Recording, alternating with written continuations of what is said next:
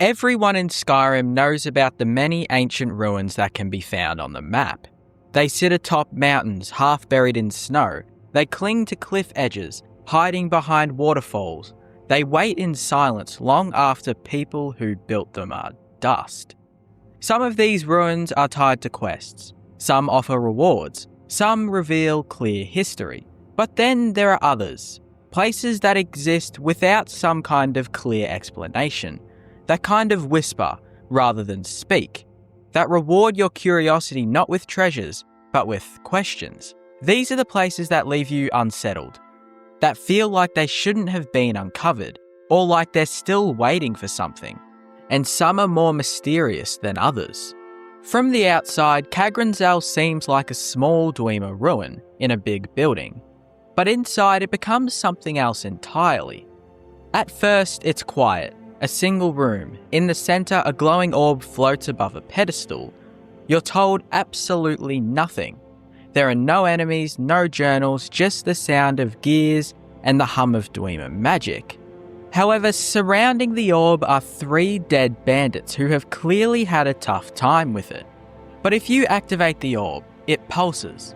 Then the lights go dark, and the floor vanishes beneath you.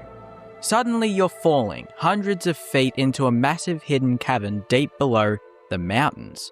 An underground lake stretches out before you, and on the far banks, Falmer wait. It's a trap. But why? The Elder Scrolls Online may offer a clue. In this, Kagranzel appears again, and the lore there suggests it was a Dwemer observatory, constructed to detect incoming threats through visual and sonic projection. The glowing orb? A possible remnant of that mechanism. A magical bait system designed to lure intruders and send them plummeting into a kill zone. The Falmer didn't build this, but they found it. And now they live there, infesting the caverns like roaches in a collapsed vault. The Dwemer are long gone, but their trap still works. Yungol Barrow isn't a quest destination, unless you're specifically sent for Yungol's helmet. But once you enter, the game does change. Almost immediately, you're followed by blue glowing orbs. They flicker behind pillars, drift beside your character, follow you without explanation. They never attack, they never speak, they're just there. Some players can even miss them entirely. Others say they only appear under specific conditions. The game doesn't really log them. No enemies are tied to them, and even when you reach the end, facing Yungol's skeletal remains, they simply vanish. So what are they? The best clue lies in a book, Yungol and the Sea Ghosts. It describes the son of Yungol perishing on a sea voyage, dragged to the ocean floor by spectral forces. The glowing lights may be the spirit of his crew, or some form of ancient Nord death guardians. Yungol's tomb is protected by something. We just don't know what. However, no priest stands to watch, no dragger hold the gate, only these lights. Even though some say they're sea ghosts, some also say they're memories. And that makes them one of Skyrim's most elegant mysteries. Most dungeons in Skyrim have a door, but the Sightless Pit has a drop, and a massive one for that matter. Once you enter, you fall. There's no way back. You spiral down through dark Falmer tunnels, winding into the earth in a helix of rot and ice. But the name is fitting for what it's worth. It does feel designed to disorient and trap. The architecture becomes more twisted the deeper you go. Stone becomes fungus. Hallways turn into ribcage-like corridors.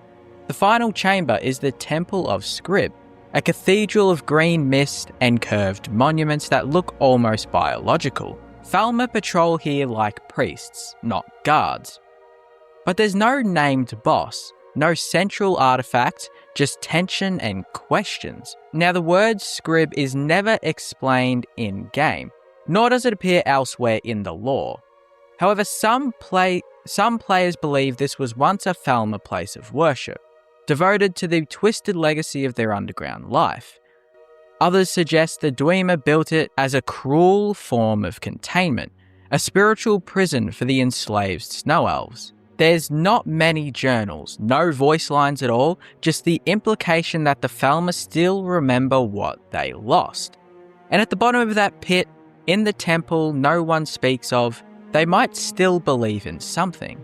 That's what makes the Sightless Pit so disturbing. It doesn't trap you with the enemies, it traps you with belief. The Labyrinthian ruin is huge, a sprawling complex of tombs, towers and arcane chambers, hidden in the snowy fields near Morthal. It was once known as Bromjinar, a first-era city that served as an early Nord school of magic, a precursor to the College of Winterhold. In its prime, this was a place of learning, ritual and magical theory. But something went wrong. Very wrong. During the quest, the Staff of Magnus, you're sent here to recover a legendary artifact. Along the way, you encounter ghosts, echoes of students and teachers who came here before. You hear them joke, then fear, then argue, and then die.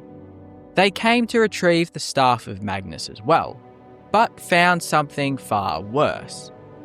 Morokai, a dragon priest of terrifying power, sealed in a magical barrier powered by the students themselves. They chose imprisonment over destruction, and for centuries they succeed. There's little written record about Morokai's past, no grand legend, no inscription, only the prison. That's what makes it so strange. They didn't just fight, they built a containment system strong enough to hold a being that predates written history. But why? Why this ruin? Why this staff? And why a city of mages whose name no one remembers? Labyrinthian doesn't really tell you, but the silence says enough.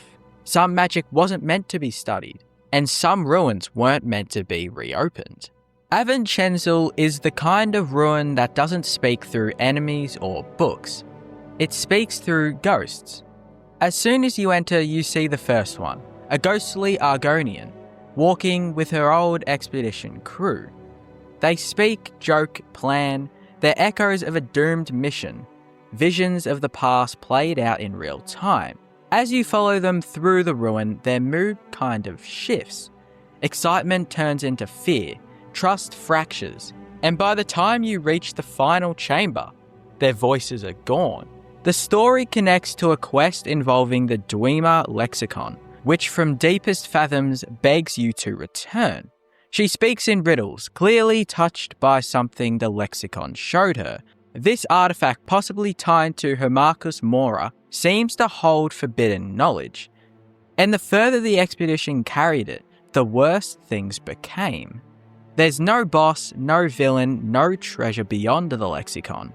But the walls themselves hum with an unseen presence. Was the lexicon cursed? Or did the Dwemer build Avenchensel to house something else? Something no one should ever carry? These places aren't just dungeons. They're questions. Unfinished thoughts left by developers who seem to know exactly how much to show. And exactly how much to keep hidden. They give you whispers, ghosts, orbs, rooms that feel older than the 9 Divines, lore that spans into the Elder Scrolls Online, because not every mystery needs solving. Sometimes it's more powerful when it's just there.